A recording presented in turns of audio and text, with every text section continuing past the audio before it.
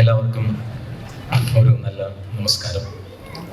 ആദ്യമായി റേച്ചൽ ടീമിന് നല്ലൊരു വിജയം ആശംസിക്കുന്നു.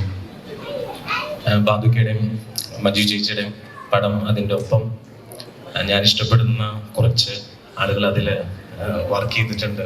ചന്തു, സൽമീറിൻ്റെ മോൻ, പോളി ചേച്ചി, വിനീതേട്ടൻ, ഒത്തിരി ഇഷ്ടമുള്ള ആളുകളുടെ ഒരു സിനിമ.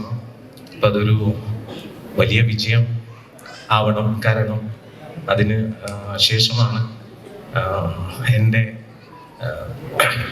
ഇതേ പ്രൊഡക്ഷൻ സ്പ്രിംഗ് ഞാൻ എഴുതി സംവിധാനം ചെയ്ത സിനിമയാണ്. അപ്പോൾ അതിൻ്റെ ഒരു കാത്തിരിപ്പ് ഈ വിജയം എനിക്ക് കൂടുതൽ സന്തോഷകരമാക്കും.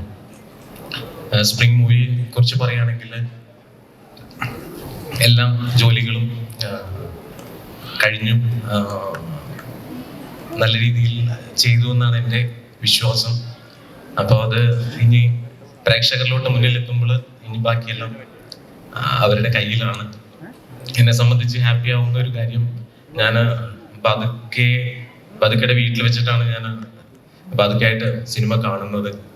അപ്പം ഞാൻ പതുക്കയോട് പറഞ്ഞ ആകെ ഒരു കാര്യം, പിള്ളേരെ ഒന്ന് വിളിക്കണം, അവരുടെ ഒപ്പം ഇരുന്ന് കാണാം. അപ്പം പതുക്കെ എൻ്റെ അടുത്ത് പറഞ്ഞിടാ, മോള് മാത്രം ഉണ്ടായിരുന്നുള്ളൂ, അവളുടെ ഒരു ക്യാരക്ടർ വെച്ചിട്ട് അവൾ ഉള്ള കാര്യം മൂത്തോക്കി പറയും. അപ്പോൾ അത് വേണോന്ന് ചോദിച്ചു. ഞാൻ പറഞ്ഞു അതാണ് എനിക്ക് വേണ്ടത്, കാരണം പതുക്കെ ഒന്നും പറയില്ല കണ്ടു കഴിഞ്ഞാൽ.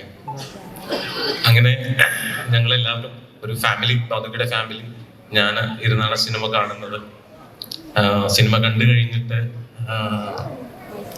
ഒരു പിൻ ഡ്രോപ്പ് സൈലന്റ് വന്നു. പതുക്കയുടെ മോള് പതുക്കയുടെ അടുത്ത് ഒരു കാര്യം ചോദിച്ചു.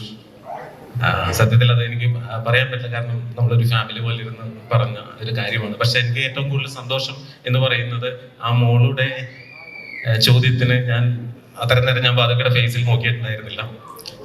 ഞാൻ നോക്കിയപ്പോൾ ഒരു ചെറിയ കുട്ടിയെ പോലെ പതുക്കെ ഇരുന്ന് ചിരിക്കുകയാണ്. അപ്പം ഒരു പ്രൊഡ്യൂസറിന്റെ ഭാഗത്തു നിന്ന് എനിക്ക് കിട്ടിയ ഒരു റിപ്ലൈ, സിനിമ കണ്ടു കഴിഞ്ഞിട്ട് ഞാൻ ഒരു റിലീസിന് മുമ്പ് ഞാൻ അതിൽ വളരെ വളരെ ഹാപ്പിയാണ്.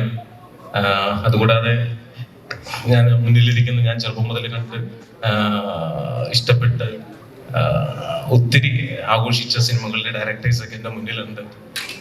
വലിയൊരു സന്തോഷം ഇങ്ങനെ ഇരുന്ന് സംസാരിക്കാനായിട്ട്. പ്രമോദേട്ടൻ, ജോബിച്ചേട്ടൻ, പ്രമോദേട്ടനാണ് എൻ്റെ അടുത്ത് ആദ്യമായിട്ട് ഇടാ നിനക്ക് സിനിമ സംവിധാനമൊക്കെ ചെയ്യാൻ പറ്റും, നീ ഒന്ന് ട്രൈ ചെയ്യുന്നു പറഞ്ഞത്. അപ്പോൾ ഒരു ചെറിയ ഇടവേളയുടെ കാത്തിരിപ്പാണ് എൻ്റെ സിനിമയ്ക്കും റേച്ചലിന് ശേഷം.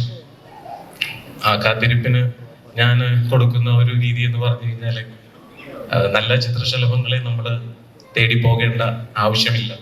ഞാനൊരു പൂന്തോട്ടം എനിക്ക് ചുറ്റും ഉണ്ടാക്കി വെച്ചിട്ടുണ്ട്. ജനുവരിയിൽ അത് ആ ചിത്രശലഭങ്ങൾ എൻ്റെ മുന്നിൽ വരുമെന്ന് ഞാൻ പ്രതീക്ഷിക്കുന്നു.